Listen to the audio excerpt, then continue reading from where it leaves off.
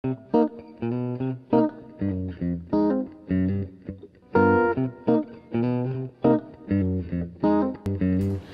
hola, ¿cómo están? Mi nombre es Adriana María Henao, yo soy trabajadora social y hago parte del equipo de salud mental de la Dirección Territorial de Salud de Caldas.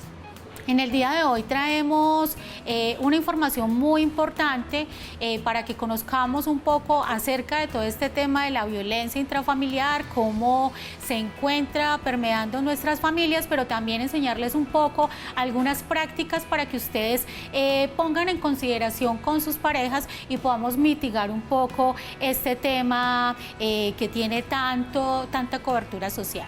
Bueno, es importante partir de contarles un poco cuáles son las cifras que tenemos en este momento en el departamento de Caldas. Hasta la semana, de acuerdo a nuestro sistema de información que es el Civigila, tenemos que en Caldas hasta la semana 45 desafortunadamente se nos han presentado 2.468 casos de eventos de violencia en razón de género. Es importante también contar cómo los municipios donde contamos con más eventos son en primer lugar el municipio de Manizales con 858 casos, pues Manizales por su extensión territorial, pero además de ello tenemos otros municipios como el municipio de La Dorada donde contamos con 213 casos, el municipio de Río Sucio con 145 casos y también tenemos el municipio de Chinchiná con 144 casos, pues este es un panorama desafortunado del departamento, pero la intención es que a través de la dirección territorial pues estamos, digamos, poniendo todo nuestro aparataje para poder prevenir este tipo de eventos. Bueno, también es importante que ustedes conozcan que seguimos siendo el 80% de las mujeres las más afectadas frente a este flagelo. El sexo femenino frente al número de eventos fueron 1.997, mientras que en el caso de los hombres fueron de 465 casos. Esto quiere decir que si bien el tema de la denuncia en los hombres también digamos que está dando frutos.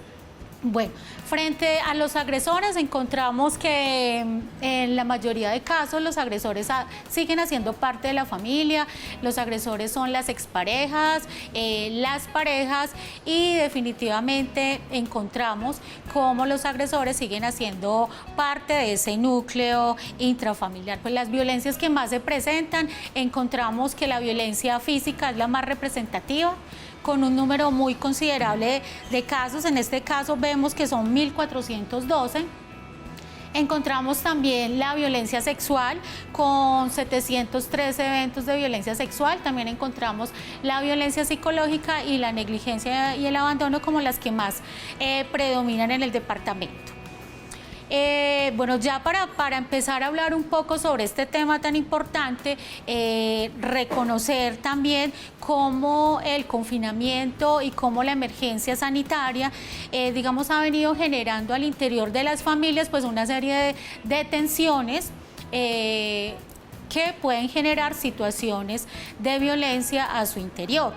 Esta situación y estos cambios abruptos que hemos tenido por la pandemia, pues digamos que ha permitido que se generen estos roces, que se generen estas situaciones que pueden ser mediadas por la intolerancia, dado pues que somos seres humanos y a veces en medio de las relaciones intrafamiliares y de pareja el poder calmar los egos, el poder controlar las hormonas y además el poder lidiar con los genios de todos en la familia pues puede generar situaciones y roces que van a afectar esa dinámica. Contarles un poco cómo es la dinámica frente al tema de la violencia, cuál es ese ciclo que se presenta. Esta suele basarse en un ciclo que se repite dado los comportamientos y dadas las conductas que se presentan tanto en el agresor como en la víctima. Bueno, vamos a contarles un poco sobre cuáles son esas fases que tienen principal incidencia. Hay una primera fase cuando hablamos de violencia y es esa fase de acumulación de tensiones. Esa fase se caracteriza porque se presentan allí en medio de la familia estos pequeños roces, estos pequeños tropiezos en la cotidianidad que pueden empezar a generar o digamos como hemos dicho cotidianamente a rebosar ese vaso. Entonces se acumulan generan estas primeras tensiones. En estas primeras tensiones podemos encontrar algunas situaciones de violencia psicológica, como cuáles, por ejemplo, cuando al interior de la familia o en medio de la relación de pareja se presentan situaciones como el control de redes sociales, el tema de los celos, un poco se presenta, digamos, humillaciones, descalificación. Aquí hablamos un poco sobre la escalada de la violencia que inicia siempre con ese tema de la violencia psicológica, ¿cierto? Vamos a una segunda fase de ese ciclo de la violencia que ya está relacionada con esa explosión abrupta, ¿sí?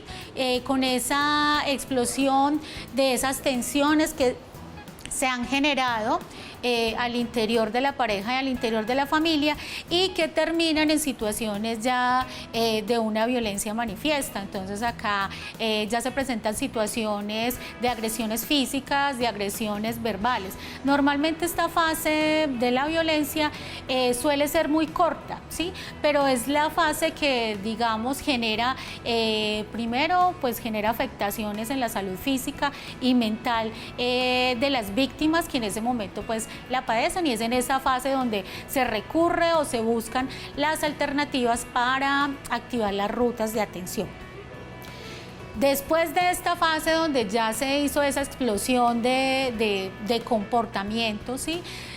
Continuamos con la fase que tiene que ver con digamos, la reconciliación, la llamamos fase de reconciliación, fase de arrepentimiento o fase de luna de miel.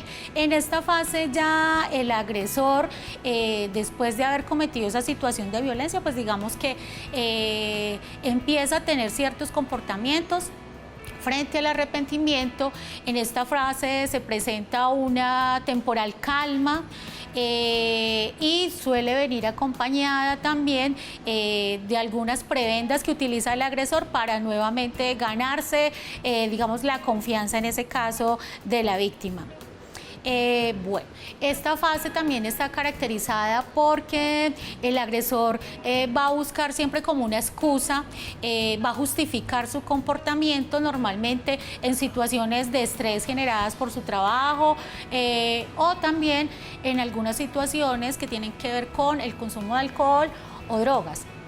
Bueno, ya conociendo cómo es este ciclo de la violencia, cómo se presenta de manera repetitiva y cómo vuelve a iniciar luego cuando se empiezan a generar nuevamente las tensiones, pues es importante que ustedes puedan reconocer algunas prácticas para que puedan, digamos, instaurar allí en medio de esa relación de pareja y puedan mitigar un poco la ocurrencia de este tipo de eventos. Entonces vamos a conocer algunas de esas prácticas.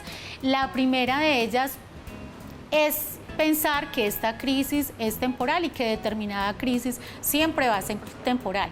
Entonces acá el mensaje importante es para que ustedes puedan entender que las crisis son transitorias y que por eso pues es importante no tomar decisiones a la ligera, no tomar decisiones que estén mediadas por el estrés, que por el contrario pues se debe guardar la calma, que se debe tener en cuenta, digamos, sopesar las ventajas o desventajas de determinada decisión, pero lo más importante es que se pueda tomar una decisión concertada con la pareja. Bueno, la segunda práctica para que pongas allí en tu casa, pongas en movimiento es el poder darse una tregua, es el momento para darse una tregua, pues esta crisis, esta emergencia sanitaria implica que no traigamos a colación problemas del pasado, implica no sacar en cara X o Y situaciones con tu pareja, por el contrario, implica, digamos, que un trabajo de equipo y un fortalecimiento de los vínculos familiares. Hay otro aspecto muy importante al cual debemos acudir y es el poder gestionar las emociones. Aquí el llamado que hacemos es que es el momento de poner en práctica todo este tema de la inteligencia emocional, poder poner en práctica habilidades como la empatía, el autoconocimiento, para evitar este tipo de situaciones que tengan que ver con las violencias. Aquí lo que se busca es que tú con tu pareja dediques tiempo para atenderse mutuamente, pero también para entender cómo se sienten en medio de la relación. Y un aspecto muy importante es que trata de buscar formas para canalizar, digamos, algunos sentimientos que pueden aparecer en el momento. Pues no desconocemos que hay ocasiones donde nos invade el aburrimiento, donde no queremos ver a nuestra pareja, donde queremos estar solos, pero aquí el llamado es a buscar esas formas de canalizar esa energía o esos sentimientos. ¿A través de qué puede ser? A través de lo que a ti más te guste, a través del arte, a través de la música, a través de la práctica deportiva, a través de la pintura, incluso diligenciar crucigramas, bueno, todo aquello que te guste, entonces puedes utilizarlo como una forma de canalizar esas energías y mitigar un poco la ocurrencia de esos roces al interior de la pareja.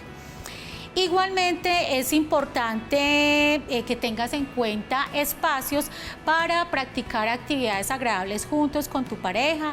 Aquí ya no tenemos excusas de que no hay tiempo, de que no hay dinero, de que estamos cansados. Digamos que el confinamiento pues nos ha permitido esas posibilidades de compartir más con la familia, y acá la idea fuerza es hacer uso de esos mecanismos, buscar actividades que permitan generar estados bonitos de reírse. Es el momento de desempolvar ese álbum familiar, es el momento de recordar esos buenos instantes que se han tenido como familia y como pareja.